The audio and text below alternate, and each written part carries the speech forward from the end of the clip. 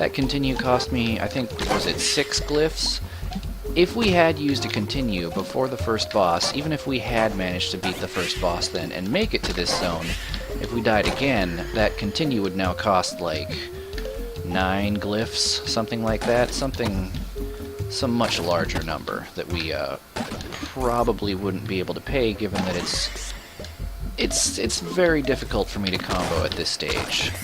I don't feel comfortable enough yet to really string kills here without risking taking stupid damage or just straight up getting myself killed. So the more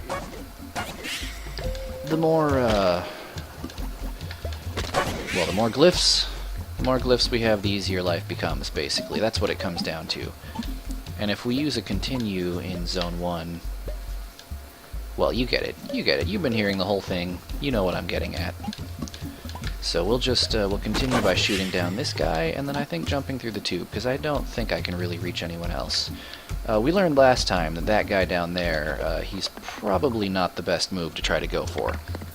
So, we're going to continue. Shoot the microphone head, shoot the rollers, and bounce on the turret until it explodes. 4. Gotcha. Take that guy down. I'm wondering, there's got to be some way that we can get these guys that fly up high, because I think the... oh no. Well, there it was. I think the 3rd level rule also applies to Robot Zone as well. As I understand it anyway. The whole thing about every 3 levels, if you clear every enemy in the level, it opens up a path to an alternate level. Alright, let's see what we can make happen here. We're gonna start with a combo and see if we can just well, it's probably a little unrealistic to hope that we can combo all the way through the first 3 levels, but you know what? We're gonna try. We're gonna try and see if we can make something along those lines happen. And we've already ruined it. Failed already. But this guy up here, he looks like he's ready to be kill number 1 in a new combo, starting now. And it didn't really matter all that much, but I decided to start the combo with a head jump, number 1 to save some ammo, and number 2 because it got us a little bit closer to where we needed to be in terms of movement to getting to the next level, getting to the next set of enemies to keep our combo going. It's, I guess, one of the things that I'm trying to do as I get a little more comfortable here is keep myself slightly more aware in terms of positioning for myself and for enemies to sort of chain and group, keep my combos going, try to get the most benefit out of the kills that I'm making.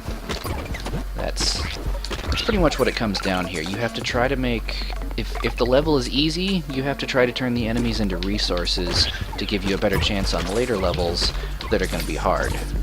So all of those easy kill enemies, you have to look at those and think each one of them could potentially be a glyph. That's what we're trying to do here. Make the best of the situation that we're given without taking too many chances. And, well, I wasn't quite fast enough there. We didn't manage to get the combo going. I'm not going to go down there yet because I think that this is a secret chimney, and we may be able to get, yeah, some free glyphs up here.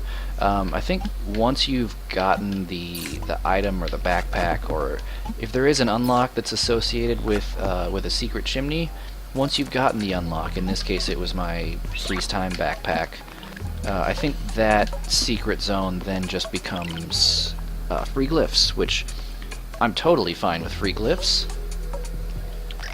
And I'm just trying to think how we're going to proceed here, if we want to go under or over. Let's start with the chest for some bounces, a little free health, and then just shoot up the ground and try to take out the air from there. That... oh, my mental process was correct there. I was trying to jump off one, shoot off the other, but I was facing the wrong direction. But, you know, that's what the muscle memory is going to help us get better at. The more times I do it right, the easier it'll be to do it right the next time. So when we do something wrong, we just have to really focus on trying to not let the muscle memory from that take over next time we encounter that situation. Out of ammo, so that's probably going to slow our combo down a little here. But we've got 3 kills going in the next level. And, oh, it's a shop. We're going to lose our combo here.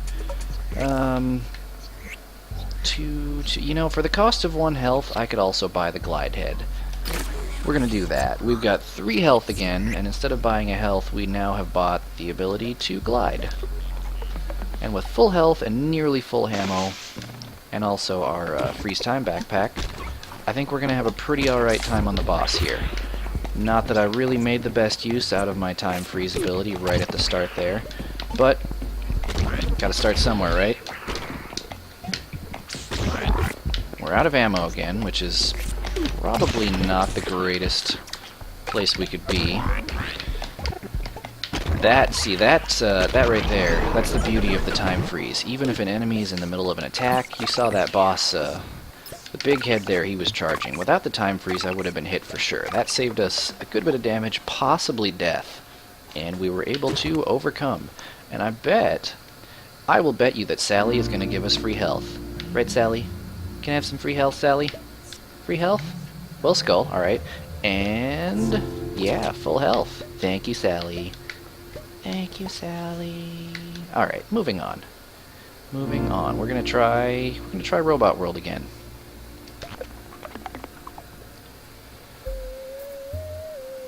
Okay, we start with a couple of microphone heads and a rolling ball. Oh, I hate when they just move around at random like that. I get that, you know, it's entirely my own fault for taking damage there, because if I just paid a little more attention, had a little more focus, I could move with them and still land on their heads. But that's gonna be the death of me. Trying to head jump on enemies who move slightly and make me run into them instead of landing on top of them. That was nice, though. I'll take more of that. I do have to worry about... Oh, there we go. Alright, I was going to say we have to worry about not getting hit by that turret, but if the turret is dead, we have much less to worry about in terms of getting hit, obviously. Being dead, you know, makes it tough to hit anyone. I've discovered this myself. In my case, it makes it difficult to do anything when you run out of health and then take another hit, thus dying. But enough of that. Let's move along.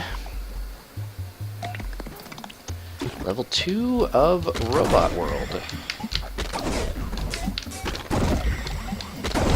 Made things nice and straightforward for me here. And I don't know if this is the level that counts as the 3rd one, if the boss counts as one, thereby making this sequentially level 3, or if it's just the 3rd level in any zone. Getting a little intense there. Oh no, no, no, no, no, no. Well, we've got enough clips to afford to continue. It was very expensive, but luckily we had some nice combos built up from the beginning of the game there. Take our head, take our gun, take our backpack, and take our floating skull. I'm not 100% on what the yellow skull actually does for us, but it's got to be better to have it than to not have it. Of course, now I'm going to find out that maybe that's some kind of, like, activator for a hard mode or something like that. That would be my luck.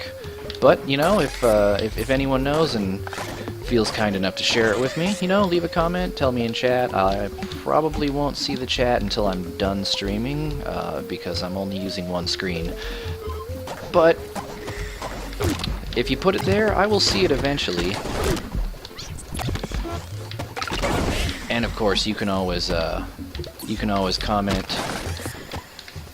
leave me advice, or insults, or whatever you please on the YouTube videos once these go up post-stream. I try to post my videos immediately as soon as I'm done streaming, so however long it takes for the upload to process on YouTube. If you missed part of the stream, you missed the beginning, or don't have time to finish the stream, you can watch the whole thing later. What I'm doing, it seems like my streams end up being about an hour long, typically. So what I do when I upload to YouTube is I just make each episode its own playlist. 4 or 5 parts, probably 10 to 15 minute videos each on those. And I'll do my best to trim out the stuff you're not going to care about on YouTube, for example. If I have dead space at the beginning, Well, there went that. If I have dead space at the beginning, I will endeavor to clip that off when I upload to YouTube. Now, what happened there? What went wrong on that one? I think the biggest problem on that run was just getting sloppy, honestly. Bad play. I think I've been through that zone enough that I should be at least mostly comfortable with the way the enemies move. It seems like it's the speed of the rolling heads that want to get me, even though I don't think that was exactly what took me out that time. That's what I end up taking a lot of dumb damage to in Robot World, is those rolling heads. So I think I need to kind of calibrate the way I move a little bit here. Nice little juke on those guys there, lead them around the wall and shoot them down.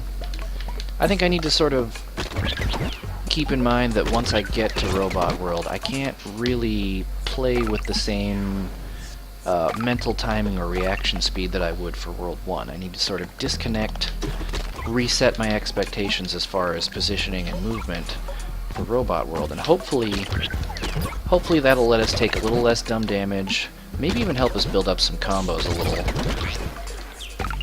and ultimately, less damage, more combos. Those are the keys we need to win. Those are the keys we need to not die in a zone, and thereby progress forward and try to make it to the second boss finally. I still haven't seen what the second boss is, and I can almost guarantee I'm going to be instantly killed when I get to it. But I'd still like to get to it. Make a little progress in game. By avoiding things like that, we're going to obviously try not to just walk into enemies as much as we can help. Feeling pretty good about the combo we have going now, so I'm going to try very hard to not do something stupid here, like that. But we got pretty lucky in the sense that the hit that I took there didn't actually hurt the combo any. I think this may be the biggest combo I've ever built up. And I'm just going to move forward in the hopes of keeping it going. We'll leave those last two guys to see if we can... Oh no. Oh no. Well, there goes the combo. Let's buy a new head. That'll be a new head is basically a full health. Well, either way, I'm pretty happy with how that combo went. If we can pull off a few more of those on subsequent runs, I promise I know English. Subsequent runs. If we can do more of that in the future, that's really going to help our chances a great deal, I think. Nice little time freeze there. Oh, did you notice the Cthulhu Thwomper guy, when I froze time, still continued to drop very slowly? That was kind of cute. Alright, we're getting sloppy again. We've beat these guys before. They should not be too much of an issue for us. We just have to not take dumb damage and shoot the enemies with the bullets. That's the rules. You shoot the enemy with the gun. Alright, what we need to do is kind of bait this guy over to this side where there are fewer enemies. Take the last shot. We did it. We did it. That only cost me 4 health, so I'm in a really bad spot again, but we're going to move forward, and we're going to see how we can do in Robot World. Oh, you know what? Sally, being the angel of a whale that she is, she's going to give us full health. Thanks, Sally. You're always the best. Let's move along. That's really something I should keep in mind. Don't get too nervous about taking damage on that first boss, because Sally's going to take care of you. Well, that guy just fell to his death. That was nice. Thanks for saving me a bit of work there.